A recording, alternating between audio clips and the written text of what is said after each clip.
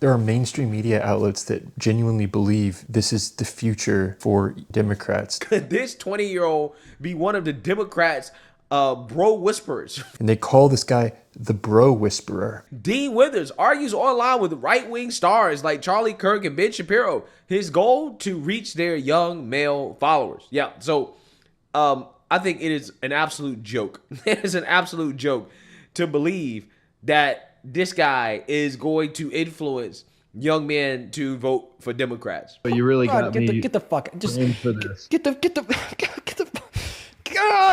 fuck out.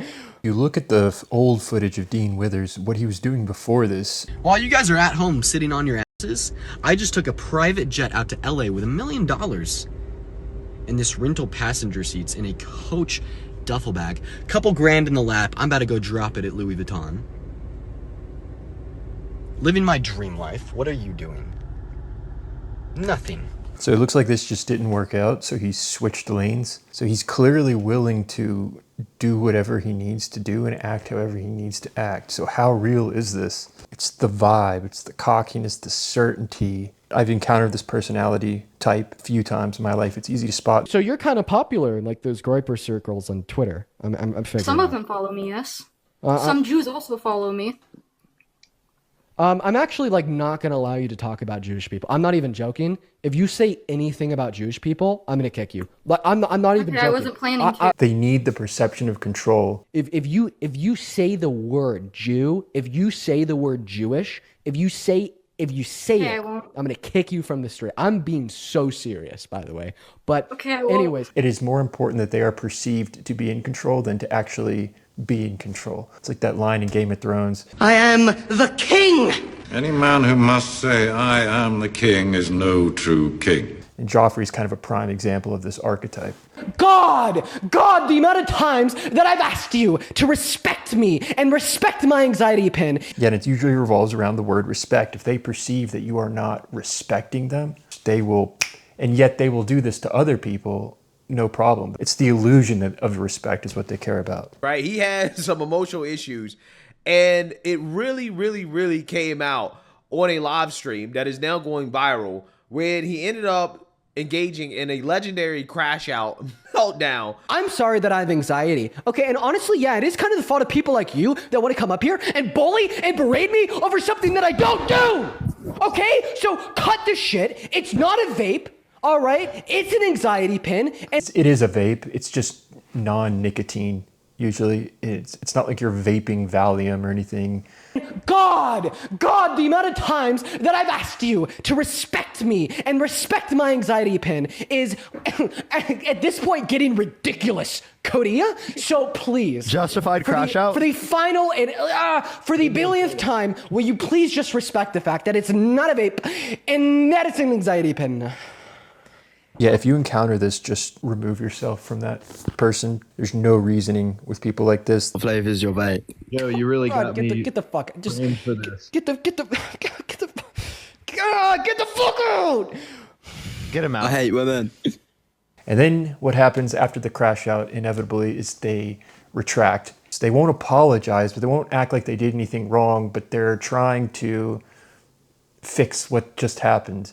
Guy, basically is saying that he wasn't being serious, right? And that somehow this was satirical, right? I guess that, I don't know, maybe he's trying to be an actor. I'm not entirely sure. Maybe it's, I don't know what it is. They'll call you up or text you and say, hey, I'm willing to negotiate or be relaxed about this. It's easy to get to fall into that, but then they'll just inevitably do it again. So just don't play this game. And he can claim that he was just acting or that he was, I don't know, referencing something or whatever. He can make all the excuses in the world, but it's just weird. I think it's more likely that this is a result of that personality type rather than some elaborate trolling performance.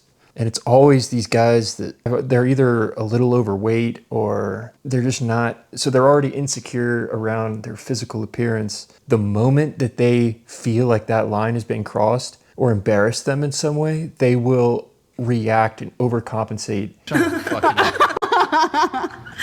That's the only thing. Nah, she's kind of annoying, not gonna lie. No, that's not true. You would date me the last time you told me. Whoa, okay, hold on. I'm about to kick you off the fucking show. Why?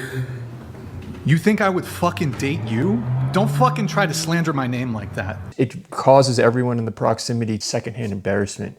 You just didn't answer. That's the thing. Yeah, but I don't like when girls come on the show and be like, oh, he was in my DMs.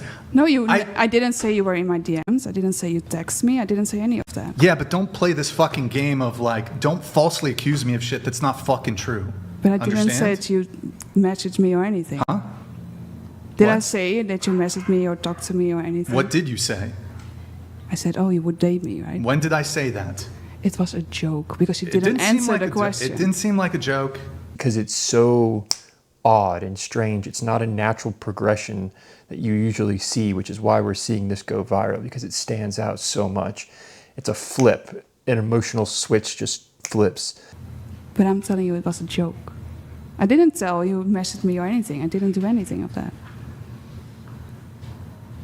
Just say sorry. And they always have to be in control of the platform. It's on their show, on their terms. They have the mute button. They can move on to the next guest. They can kick someone off of their show. In the same way, this guy is really ducking Destiny and pretending that he's not. If you continuously refuse to talk to somebody who is open to talking to you, you are continuously, you are running. Okay. You would say that about anything. Yeah, Destiny, do you feel like I'm running from you right now? Real. I do feel like you're running. Destiny exposed this crazy story about how this guy flipped out over microaggressions. What happened, the organizer of the pack, Yes. their name is Z, had gone on to a TikTok live and been microaggressive against black women in that space. It sounds like she went onto a live and basically told them, hey, like, stop saying that this is disorganized or super disorganized. It makes the people that are working here feel like shit. And then we were like, we're black and we feel like shit. And I can't believe you would tell us to blah, blah, blah. It was insane.